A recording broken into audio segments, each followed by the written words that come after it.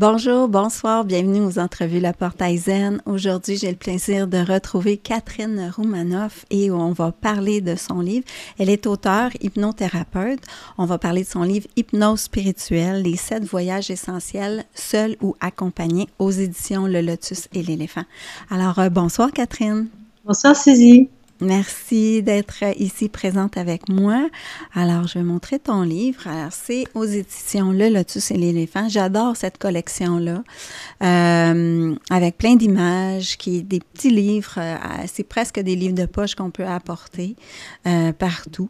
Donc, oui, exact. Alors, c'est une belle collection. Je trouve que c'est une belle collection colorée. Catherine, j'avais aussi... ton nom m'était familier, puis là, je me rappelais plus. Et là, c'est en faisant une recherche pour faire mon entrevue avec toi que j'ai vu que tu avais également... que tu es l'auteur du roman Le Bureau des âmes, que j'ai bien aimé. Alors, c'est une médium qui s'appelle Caroline dans le livre, dans ce roman-là, qui rencontre l'homme de ses rêves, mais celui-ci est aux portes de l'au-delà entre la vie et la mort. Alors, c'est une histoire très, très intéressante. C'est aussi aux éditions Le Lotus et l'Éléphant. Alors, effectivement, quand elle rencontre Félix, qui est l'amour de sa vie, eh bien, il est bien vivant et bien séduisant, mais très rapidement, il va avoir un accident. Et, il va disparaître et elle va utiliser ses dons pour le retrouver. Donc, elle arrive à se connecter, à avoir des informations. Et elle va pouvoir, en se connectant aux objets qu'il a aimés, elle va pouvoir se faufiler dans le monde visible pour le retrouver pour de vrai. Voilà. Wow. Moi, j'ai bien aimé. Et la question qu'on se pose à la suite de ça, Catherine, c'est est-ce que toi, tu es médium? Alors, le sujet m'intéresse beaucoup, sinon je n'aurais pas consacré beaucoup de mois de travail pour écrire ce roman, Le Bureau des âmes. En fait, ça s'appelle au départ Le Bureau des âmes en peine, c'est-à-dire que cette médium, elle reçoit beaucoup de messages de l'au-delà avec des âmes qui sont insatisfaites de leur vie. Alors moi, je suis pas médium, mais j'ai mon cabinet d'hypnothérapie et je reçois des âmes en peine, en fait. Je reçois des gens qui ne sont pas effectivement satisfaits de leur vie, qui se trouvent pas à la hauteur de ce peut-être qu'ils auraient voulu faire, qui se sentent bloqués, qui se sentent limités, qui se sentent empêchés, qui ne sont pas satisfaits. Voilà. Donc je reçois. Donc j'ai un point commun avec cette héroïne de roman, c'est qu'effectivement je reçois beaucoup de sollicitations et de concrets avec des personnes qui veulent prendre rendez-vous et qui veulent aller mieux. Alors là, c'est différent parce que les personnes qui veulent aller mieux, elles sont mortes. Donc, c'est trop tard quelque part pour elles. Et c'est un peu l'idée que si on ne résout pas tout ici dans ce monde terrestre, eh ben, on va emmener avec soi toutes ces problématiques. Et donc, il y a vraiment un vrai enjeu à avoir une vie épanouie, à avoir une vie enrichissante, à avoir une vie calme, sereine, en même temps, enfin, à trouver de la satisfaction dans l'ici et maintenant. Parce que quelque part, tout est à sa place, tout est à sa juste place. Ça ne peut pas être autrement que c'est. Et finalement, je recevais encore cet après-midi une dame qui me disait « J'aurais aimé que mes parents soient comme ci ou cela. J'aurais aimé que ma mère soit comme ci. » Voilà, donc on passe notre temps finalement à vivre un peu dans un monde virtuel ou dans un monde idéal. Le monde idéal, il est à un certain niveau, et puis le monde concret, réel, il est à un autre niveau. Et c'est cette différence-là qui nous fait souffrir, donc il faut arrêter de dire, de vouloir des choses qui ne sont pas là, et puis c'est parce que quand on veut des choses qui ne sont pas là, on ne peut pas profiter des choses qu'on a. Ben, je trouve que c'est une question de cheminement, parce que quand on n'est pas assez mature pour voir certaines choses, c'est même au début, on fait un cheminement, on ne voit pas à quel point la relation de nos parents nous a impactés. Là, on le réalise. Là, on se dit « Ah, j'aurais aimé mieux que ce soit autrement ». Et là, on réalise qu'on est victime. Puis là, c'est là, après ça, qu'on finit par sortir de la victime. Mais ça, c'est vraiment tout un cheminement à ce moment-là. Et Coraline, l'héroïne de ce roman, elle a un peu ce cheminement-là, puisqu'elle se sent très victime. Elle a eu des parents très déficients. Sa mère l'a carrément abandonnée, puis son père aussi. Enfin, elle a eu une enfance assez difficile. Et elle était toute seule en plus face à ces dons de médiumnité qui se sont déclarés quand elle était enfant. et donc qui l'ont rendue un peu observatrice du monde parce qu'elle comprenait pas pourquoi elle voyait des gens que les autres ne voyaient pas, etc. Donc elle a un peu grandi toute seule et elle a appris un petit peu à faire face à la vie. Mais voilà, elle a aussi beaucoup d'idéaux et puis elle se heurte à la vie concrète qui n'est pas comme elle le veut. Mhm. Mais c'est bien, ça rejoint les gens qui se sentent comme ça. Et Ça puis donne quelques réponses. elle refuse aussi ses dons, c'est-à-dire ce Mm. qu'elle a, ses talents, elle les refuse parce qu'elle voudrait être une fille normale, un peu une fille comme les autres, peut-être avec plus de légèreté et tout. Et en même temps, elle n'est pas comme ça. Donc, c'est un cheminement, finalement, comme tu disais, un cheminement progressif pour s'accepter comme elle est, Ouais. exactement comme elle est, et pour trouver une forme d'expression dans le monde réel et concret. Parce qu'elle est médium, elle ne veut pas être une médium, elle ne veut pas recevoir des familles en pleurs, etc. Ça lui coûte beaucoup d'être en contact avec, parce que les médiums sont en contact finalement avec des gens très malheureux, qui sont beaucoup Oui, de leurs proches. oui. Euh, Mm. et voilà, elle cherche comment faire en fait Mm.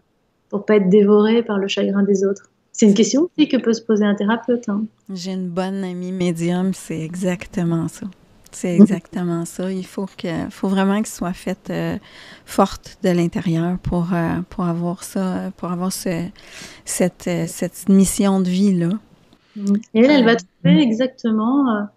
Alors c'est vraiment très progressif par rapport à toutes les expériences qu'elle va faire dans le livre, mais elle va trouver exactement sa voix particulière, son expression particulière et unique.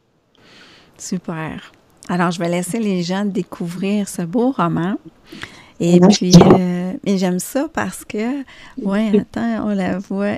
Tiens, je l'ai Pensez trouvé. à vos cadeaux de Noël. Oui, et 500 pages de bonheur, d'histoire d'amour et tout ça. ouais. J'aime bien l'illustration. Tu sais, c'est qui a Ouais. fait? C'est l'éditeur qui a trouvé cette illustration Mm. et qui l'a fait vraiment sur mesure, en fait, qui représente vraiment ce personnage-là, Mhm. qui est jeune, qui est guillerette, qui est encore, comment dire, naïf, qui se connecte comme ça à l'univers et qui trace son chemin. Il y a Mm. un petit village derrière, parce qu'en fait, il y a beaucoup de voyages dans ce livre. Elle va aller en Toscane, elle va aller en Grèce, elle va Mm. parcourir l'Italie pour retrouver son copain, quoi. Voilà. Super. Alors, et Catherine, toi, tu es hypnothérapeute, mais à la base, tu as été designer pour chambre d'enfants. Et là, tu as découvert l'hypnothérapie à 40 ans. Donc, parle-moi un petit peu de ton parcours, là. Qu'est-ce qui t'a marqué, qui a fait que tu as changé ta voix comme ça? Oui, en fait, c'est vrai que si je reviens 20 ans en arrière, alors là, pour moi, être thérapeute et tout, on m'aurait dit ça, dans 20 ans, tu vas être thérapeute et tout, j'aurais fait mais, n'importe quoi. Et souvent, l'hypnose, hein, c'est un métier de reconversion. C'est-à-dire Mhm. que les gens qui abordent l'hypnose sont souvent des gens qui ont déjà un parcours de vie particulier. Et quand j'étais jeune, je voulais être psychologue. Et puis, justement, mon père m'avait dit, tu vas quand même pas recevoir des gens malheureux toute la journée. Hi. Mhm. Donc ce thème était déjà un petit peu présent. Et puis,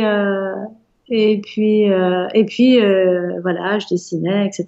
Donc j'ai fait des études de design et je travaillais pendant 20 ans comme designer et ça m'allait absolument très bien. J'ai connu beaucoup de succès, hein. Si tu tapes encore mon nom, Catherine Romanoff, sur On le peut web, trouver. tu trouves vraiment tous mes produits pour enfants. Donc ça a bien marché, puis une fois, à un moment donné, ça marchait moins bien.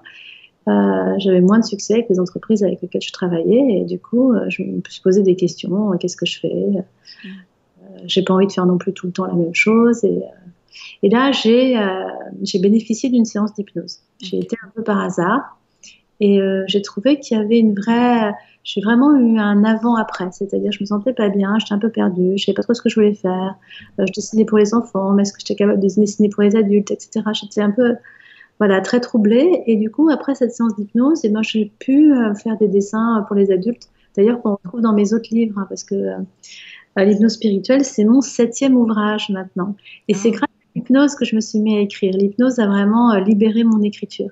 Donc en wow. fait, je racontais des histoires pour les tout petits enfants avant, mais là, vraiment, grâce à l'hypnose, voilà, c'est mon 3e roman, Le Bureau des âmes. Enfin, c'est mon 7e livre, l'hypnose spirituelle. Et ça m'a vraiment libéré une partie de moi qui a pu s'exprimer par la créativité et puis aussi par le désir de transmettre. Comme pour moi, cette première séance, il y a eu vraiment un avant-après. J'ai voulu comprendre, savoir ce qui se passait. Ça m'a paru mystérieux, mais qu'est-ce qui fait qu'on se sent bien? Qu'est-ce qui fait qu'on se sent pas bien?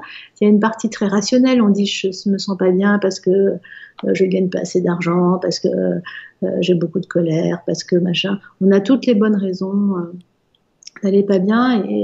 Mais qu'est-ce qui se passe en fait à l'intérieur de nous? C'est quoi les mouvements inconscients justement qui se passent, qui nous poussent vers telle chose, qui nous fait qu'on est attiré par tel autre, qu'on a tel comportement, qu'on a telle stratégie, qu'on subit presque parfois la vie ou qu'on se croit victime. La grosse illusion, hein, qu'on se croit victime. Moi j'étais justement dans cet esprit-là. Et, euh, et d'ailleurs, Coraline, hein, dans ce roman, elle se croit victime à un moment donné. Hein, franchement, elle pense qu'elle a subi à la fois son enfance, qu'elle a. Et, euh, et donc voilà. Donc en fait, en étudiant l'hypnothérapie, en étudiant la PNL, j'ai vraiment eu envie de partager ce que j'avais découvert, le changement que ça avait eu chez moi, l'ouverture du cœur, l'ouverture de l'esprit, la possibilité créative de faire des choses différentes, etc. J'ai vraiment eu envie de partager ça. Donc c'est pour ça que je me suis mis à écrire des livres. Moi, ce qui m'a parlé dans le titre hypnose, c'est hypnose spirituelle, parce que j'ai fait récemment une formation en ligne, justement, c'était hypnose régressive et spirituelle là, avec Frédéric Barbé. Et ça te parle? Et, oui, je connais, ouais. Et dans le fond, je l'ai fait par curiosité. Après ça, j'ai une personne qui m'a demandé de la faire régresser, mais j'ai pas osé. Parce que, puis tu vois, en lisant ton livre, ça m'a comme confirmé que c'est beau. Souvent, on peut régresser dans des vies antérieures, mais en même temps, il faut être expérimenté parce que c'est peut-être facile d'aller dans une vie antérieure, mais un coup tu es là, c'est autre chose. Absolument. C'est assez facile de faire des régressions dans les vies antérieures. D'ailleurs, Frédéric, il met pas mal d'audio en ligne sur YouTube gratuitement qu'on peut écouter pour justement commencer à faire des voyages, etc. Donc, en fait, il y a un côté un peu exploratoire, touristique. Allez, on va voir si on peut se connecter à des choses, etc. Moi, je le pratique vraiment dans un cadre thérapeutique. Et c'est vrai qu'au niveau formation, il faut expérimenter. C'est-à-dire que dans la formation, il y a la théorie, il y a les différentes étapes qu'on apprend, il y a les concepts qui permettent d'expliquer quand on fait ça, c'est pour quoi faire, c'est pour obtenir quoi, comment ça fonctionne l'hypnose, etc. Donc moi, je suis prof d'hypnose spirituelle, régression dans les vies antérieures en France. Et donc, j'enseigne à mes élèves à la fois la théorie, la pratique, les différentes étapes. Et puis, on fait des exercices pour bien comprendre. On fait vraiment des exercices. Et puis, après, on expérimente. Alors, c'est déjà des hypnothérapeutes, hein, c'est déjà des thérapeutes, les gens qui sont là. Mais c'est vraiment pour apprendre cette chose très particulière de la régression. Donc, effectivement, la régression est facile. Mais une fois qu'on est dans une vie antérieure, qu'est-ce qu'on fait? Si on arrive dans un endroit qui est extrêmement souffrant, il faut savoir quoi faire. Exact. Exactement. C'était ma crainte. Peut-être parce que aussi ma mère, ça fait des années, je lui dis, hey, j'aimerais me faire hypnotiser pour faire des régressions. Elle dit, non, on fait pas ça, c'est dangereux. Tu peux rester avec des traumatismes. Je pense que ça c'est... Oui, en fait, ce qui est dangereux, c'est qu'est-ce que tu vas en tirer. C'est-à-dire qu'il peut t'arriver une aventure, après tu reviens à la normale dans la vie ordinaire, mais tu peux te sentir très imprégné, comme si t'était arrivé quelque chose de désagréable dans cette vie-là, tu vois. C'est ça. Donc, tu peux quand même garder une impression forte et désagréable. Et on n'est pas là pour réveiller des choses désagréables non plus. Non. On est là pour aller résoudre des problèmes. Et cette intention de vouloir résoudre le problème, il est vraiment très important. Avant qu'on aille plus loin, là, on parle de l'hypnothérapie spirituelle. Qu'est-ce que c'est en fait pour les gens qui ne connaissent pas ça? Alors, l'hypnothérapie spirituelle, ça veut dire que ça parle de l'âme, ça parle de l'esprit, ça parle de notre part immortelle. Donc, la première des hypnoses spirituelles, c'est justement la thérapie de régression dans les vies antérieures. Parce que quand on fait ça, quand on fait un saut comme ça pour aller dans une vie d'autrefois, eh bien, c'est bien qu'on considère qu'il y a une part immortelle en nous. Donc, on parle bien de notre âme, en fait. Hein. Donc, on va visiter une autre vie. Ensuite, il y a une deuxième partie, c'est quand on a visité plusieurs vies, on peut se demander qu'est-ce qu'il y a entre les vies. c'est-à-dire la vie entre les vies, justement. Tiens, Donc, c'est drôle, j'ai jamais pensé à ça. voilà, donc par exemple, avant cette vie-là, est-ce que Suzy, tu as choisi ton incarnation? Est-ce que tu as choisi ton chemin de vie? Est-ce que tu savais déjà à l'avance quelles étaient les autres âmes, enfin les autres personnes que tu allais rencontrer, etc. Donc c'est intéressant d'aller dans cette intervie pour savoir si on a une mission de vie, quelle est notre mission de vie, quelle est notre famille d'âme, à quoi on veut se consacrer. Voilà, donc c'est ce qu'on appelle la thérapie de la vie entre les vies. Life between life. Et puis après, il y a dans cette hypnose spirituelle un autre volet un peu plus ésotérique, peut-être un peu moins connu, c'est que c'est l'idée que finalement notre être, notre âme, il peut être un peu parasité par des choses qui ne nous appartiennent pas. C'est-à-dire que finalement, quand on va aller dans des hypnoses régressives, par exemple, est-ce que c'est vraiment notre histoire dans une autre vie qu'on va dérouler? Est-ce que c'est l'histoire de notre âme ou c'est des informations qui viennent d'ailleurs? C'est des imprégnations qui viennent d'ailleurs, ou c'est des mémoires qui viennent d'ailleurs, ou c'est des énergies qui viennent d'ailleurs, etc. Et donc, Attends. Qu'est-ce que tu veux dire par mémoire ou énergie qui viennent d'ailleurs? eh ben, en fait, soit tu considères quand tu vas dans une vie antérieure que tu viens, tu as plein de façons de penser. Soit tu penses que ça n'existe pas et que c'est ton cerveau ou ton inconscient qui te procure une métaphore, une transposition de ta vie actuelle, une espèce de projection, si tu veux, transformée de ta vie actuelle avec la problématique. Et quand tu vas résoudre cette problématique, ça va venir apporter une résolution dans ta vie actuelle. Tu vois? Ouais. Mais tu considères que c'est ton inconscient qui t'a fait imaginer une situation qui est transposée. Tu vois, la psychanalyse, elle pourrait dire ça, c'est transposé. Et puis, bon, en fait, on s'en fiche que ce soit vrai, pas vrai. De toute façon, ce qui compte, c'est quel changement ça va faire aujourd'hui. On peut considérer que c'est vrai et que finalement, quand on entre dans cet état d'hypnose, on va canaliser en fait quelque part des informations. Mais du coup, si on canalise des informations, d'où viennent ces informations? Est-ce que c'est vraiment celles de notre âme, de notre mémoire, ou est-ce que c'est des informations qui se promènent, des champs d'informations autres en fait? Ah, OK. Qui ne seraient pas nécessairement ceux de nos vies antérieures, mais qui seraient dans un champ autour, genre un champ quantique. Exactement. À partir du moment où on s'ouvre à des informations, qu'est-ce qu'on va attraper, quoi, en fait? On va à la pêche. C'est pour ça que tu as raison de penser que c'est un peu dangereux, parce qu'on peut finalement dérouler une vie antérieure, mais qui finalement n'a aucun rapport avec nous, ou qui nous imprègne, etc. Et donc, du coup, il faut arriver à discerner ça. Donc, en fait, c'est ce qu'on appelle la libération d'âme. Les possessions, en fait. Hein. Donc, oui, c'est justement, ça, c'est un autre aspect de ton livre que je voulais... j'ai noté là, des petites histoires qu'on pourra parler à la fin, mais c'est comme si j'avais juste pensé à l'hypnose spirituelle comme les vies antérieures, pas des possessions d'âme errantes. Ça m'a surpris.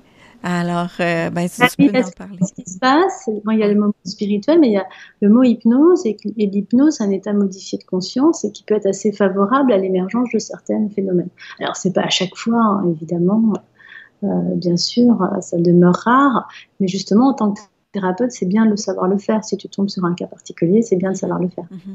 Donc, écoute, vu qu'on est là, j'ai noté deux cas, là. Il y a celui de l'histoire de Anna. Oui. Rappelle-moi, comme j'ai changé les prénoms. Alors, l'histoire de Anna, une très jeune fille qui avait des absences. Ça va? J'ai juste noté ça. Oui, donc c'est un cas, effectivement, que j'ai eu dans mon cabinet, d'une jeune fille qui... 11 ans à peu près, je pense. Un peu plus. Ou c'est l'autre, ouais. Ah, alors il y en a plusieurs. C'est ça. Donc, il me semble que c'était une petite fille et l'autre, c'était une âme d'une petite fille qui voulait la protéger parce qu'elle avait subi les mêmes choses. Voilà, oui, effectivement, je raconte deux histoires pour un peu illustrer, parce que quand on dit libération d'âme, on ne comprend pas ce que c'est. Donc là, il y avait, je vais raconter les deux histoires brièvement. Donc il y a un cas d'une jeune fille qu'on m'apporte dans mon cabinet qui a des absences, c'est-à-dire qu'elle va à l'école et puis elle se retrouve... sur la place du marché et elle se souvient pas comment elle a fait ça, comme si à un moment donné c'est pas elle qui dirige ses pas. Et le soir elle discute beaucoup toute seule, donc ses parents ils l'entendent parler et elle discute et elle fait plusieurs voix différentes qui discutent, etc. Donc on a l'impression quelque part qu'elle est pas toute seule, mais sinon bon, elle est relativement équilibrée, elle arrive à aller à l'école, elle est scolarisée, etc. Mais en même temps Alors, elle n'a pas beaucoup d'amis parce que les gens la trouvent un peu différente ou je sais pas quoi, mais voilà. Et donc, on a nettoyé tout ça. Donc, il y avait il y avait pas mal Alors, est-ce que c'est des âmes? Est-ce que c'est des informations? Est-ce que c'est des morceaux d'âme? Est-ce que c'est des... Voilà, je sais pas comment... Il y a une dimension énergétique, en fait, dans tout ça. Elle a capté des choses qui se sont un peu agglomérées. Et puis, donc, en hypnose, on a la possibilité de dialoguer, justement, avec ces mémoires. Et donc, il y a quelqu'un qui se présente. Et donc, du coup, je discute avec elle pour savoir qu'est-ce qu'elle fait là, dans le corps qui n'est pas le sien, quoi. Et donc, elle explique qu'elle a voulu la protéger. Elle avait vu ma cliente à la rentrée de sixième, qu'elle avait l'air d'avoir peur, etc. Et donc, elle avait eu une vie où elle avait été un peu harcelée, etc. Donc, elle a décidé de la protéger. C'est ça, parce qu'elle est décédée de ça, cette âme-là est décédée d'avoir été malmenée. Voilà. Et donc, du coup, elle se sent, cette âme, elle se sent protectrice.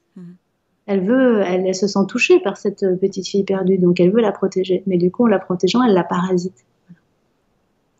Donc, l'hypnose permet de faire ce genre de nettoyage. Ça m'a... j'ai fait... Oh, OK. OK.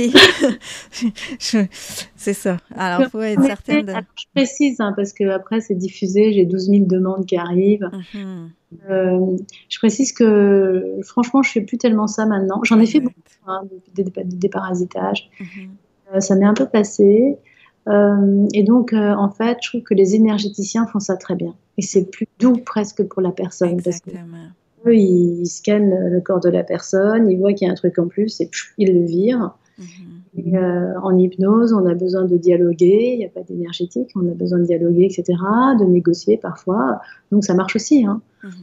Et de temps en temps, c'est bien d'être à la fois énergéticien et faire de l'hypnose pour arriver à la fois à avoir un état modifié de conscience qui permet le dialogue et en même temps énergétique. Donc, moi, ça m'arrive de travailler avec une amie énergéticienne pour les cas particuliers, on va dire. C'est peut-être mieux. Je sais que j'ai fait une formation en déparasitage et justement, c'était une question d'enlever justement les entités qui collent et tout ça. Mais ça aussi, j'en ai fait quelques fois, mais après, c'est lourd, ça peut être lourd. Donc, il faut vraiment être fait. Si tu les gardes. C'est lourd si tu les gardes. Non, mais je veux dire, l'énergie, c'est ça. Non, mais je comprends très bien d'avoir des troubles énergétiques, des parasitages, c'est pas foncièrement agréable. C'est ça. Donc, pour cette petite jeune fille elle parlait plus le soir et elle avait plus ces absences qui faisaient qu'elle savait pas pourquoi ni comment elle s'était déplacée dans tel endroit. Ça a été résolutoire pour elle. En général, qu'est-ce qui sont les conditions les plus fréquentes que les gens viennent te voir? Alors, les gens viennent me voir, pas forcément pour des choses spirituelles, les gens viennent me voir pour maigrir. Et on peut en terminer avec l'hypnose spirituelle, parce que dans l'hypnose spirituelle, donc on a vu régression dans les vies antérieures, on a vu la vie entre les vies, on a vu la libération d'âme. Après, il y a la communication avec les défunts. Et puis après, il y a les expériences dites spirituelles, c'est-à-dire d'arriver à se connecter à plus grand que soi, à l'amour universel, à un sentiment très particulier d'extension du champ de conscience, d'être l'univers ou d'être lié à l'univers ou d'être aimé par quelque chose de plus grand. Voilà. C'est ça le spirituel. Super. Et donc, pour découvrir tout ça, en fait, je propose en plus 7 voyages, c'est-à-dire qu'à la fin du livre, il y a 7 scripts différents qu'on est chargé de se lire et d'enregistrer. Donc, comme ça, on sait exactement qu'est-ce qu'il y a dans les scripts. C'est très sécurisé. Et donc, ça permet de faire des voyages. Donc, on ne va pas aller chercher des entités. On ne va pas aller chercher des choses douloureuses dans les vies antérieures. C'est vraiment très cadré de façon extrêmement positive pour que tout se passe bien. Donc, on peut s'enregistrer soi-même, se mettre dans un endroit confortable chez soi et puis écouter son propre audio voyage. Voilà. Bien, écoute, je les ai nommés. Fait que si tu veux, rapidement, il y a les 7 voyages. Le lieu sûr de soi pour créer un espace empreint de sécurité. Mm. La sécurité, c'est vraiment le besoin fondamental de l'être humain. On a besoin de se sentir en sécurité, de garantir sa sécurité. C'est vraiment la condition première, en fait. Et l'hypnose est assez favorable pour aller chercher un lieu, un espace dans lequel on se sent bien. Donc, ça peut être un espace qu'on connaît ou qu'on a eu dans notre vie et du coup, peut-être qu'on retrouve de façon plus précise, et surtout, on ressent du coup le bien-être en imaginant que ce lieu est là. Si on n'a pas connu forcément de lieu très sécure, on peut inventer un lieu sécure dans son esprit. Et donc, cette première hypnose, elle sert à ça, à garantir une sécurité. Et quand on est dans ce lieu sécure, c'est à partir de là qu'on peut faire d'autres voyages. Et comme ça, après le lieu, après avoir voyagé, on revient dans ce lieu sécure pour se ressourcer. Okay. Donc, c'est la base. C'est la base, hein? Les gens ont besoin de sécurité. Ouais, je trouve parfois on est dur avec nous-mêmes, justement, comme si on était capable ou en mesure d'en prendre plus que ce qu'on peut émotionnellement. Donc ça me ramène à, oui, c'est important d'être en sécurité. Fondamental. Oui. La place à la lumière, donc pour faire un grand nettoyage personnel. Donc là, effectivement, ça fait un peu référence aux entités, mais pas seulement. C'est-à-dire qu'on va faire un nettoyage psychique, des vieilles émotions qu'on a eues, qui ne sont pas complètement digérées. On fait un voyage des événements qu'on a eus. Enfin, voilà. On ne dit pas de quoi on fait le voyage, mais on fait venir de la lumière et on fait un nettoyage, un balayage corporel, plein de lumière pour aussi bien l'esprit, la tête, le mental, le physique, l'énergétique, on nettoie tout. Le voyage dans une vie antérieure pour découvrir ou réactiver un talent. Donc là, c'est vraiment l'idée d'aller chercher quelque chose de très positif. Par exemple, si on trouve que, je sais pas, on n'est pas très à l'aise pour faire ceci ou cela, on voudrait avoir plus de sens de la répartie, par exemple, ou je ne sais pas, se sentir plus fort, plus puissant dans son corps, ou enfin n'importe quoi. Un truc qu'on veut améliorer, une qualité qu'on veut améliorer, ben, du coup, on va dans la vie, on va chercher une vie antérieure où on a eu cette qualité. On va pouvoir éprouver dans notre corporalité, dans notre sensorialité, justement, comment c'est quand on est comme ça. Comment c'est si on était comme ça. C'est un peu la même chose, en fait, quelque part. On vient chercher un modèle qui représente un peu ce qu'on veut pour nous, et puis on entre dedans, quoi. Même si c'était pas nécessairement dans une vie antérieure, en fait. Oui, alors là, si tu veux, on pourrait très bien le faire autrement que dans une vie antérieure, mais là, on va chercher ça. Okay. La mission de vie pour prendre connaissance du chemin qui est fait pour vous. Voilà, donc ça, c'est vraiment l'intervie, c'est-à-dire c'est entre deux vies. Donc l'idée, c'est d'aller dans cet espace spirituel qu'on peut imaginer au-dessus des vies. Et puis de là, on va capter des informations pour savoir c'est quoi notre chemin d'âme. Je pense que je vais me rendre dans celui-là en premier. Est-ce que ça va? Est-ce que c'est par étapes? Est-ce qu'il faut faire les premières en premier? Alors, je trouve qu'il faut faire le premier d'abord, faire la place de sécurité, le lieu sûr de soi, parce que c'est ça qui garantit la sécurité. Donc, le fait de visualiser, d'arriver à visualiser aussi, tu as tout ça. Est-ce que je vais arriver à le faire? Est-ce que je vais avoir mon lieu qui va arriver? Est-ce que je vais me sentir bien dans ce lieu? Voilà, c'est la première étape. Et puis, une fois qu'on sait faire ça, alors tu peux aller voir ta mission d'âme. J'aime ça. Entrer en contact avec un défunt pour accompagner le deuil. Donc, voilà, quand on a perdu quelqu'un, on est triste. Enfin, on peut être triste, on peut être bouleversé, on peut être chagriné, on peut être...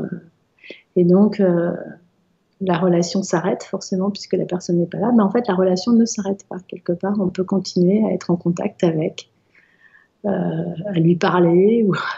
Oui, moi, je suis en contact avec mon frère, mon père, ma grand-mère. J'ai une amie médium qui me donne des messages d'eux.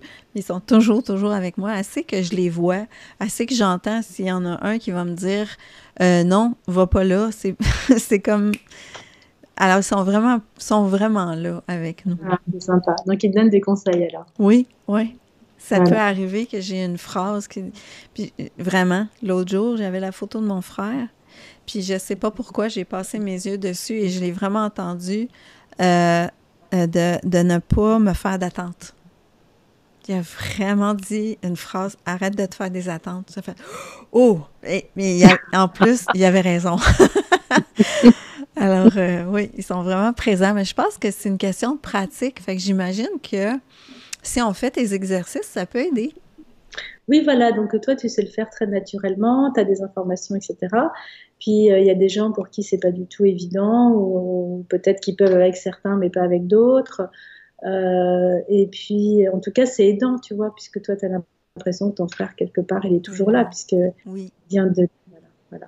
Mais c'est marrant parce que, tu sais, pour beaucoup de personnes, c'est assez évident, même pour des personnes qui sont très rationnelles, qui sont très scientifiques, etc. Il y a des études qui ont été faites, c'est 50% des gens ont déjà eu des contacts avec des défunts, tu vois. Donc, Mhm. mais personne n'en parle parce que c'est un peu secret, c'est un peu honteux, c'est un peu... Exact. Faut pas que les gens savent, je te Mm, non, parce qu'on folle. va me prendre pour un fou ou une folle. Voilà. Mais tu sais, mon père, qui était un homme très rationnel, aucunement connecté au spirituel, il me disait très souvent qu'il parlait à ses morts et que même la télé s'était ouverte toute seule dans la cuisine puis il savait que c'était son père.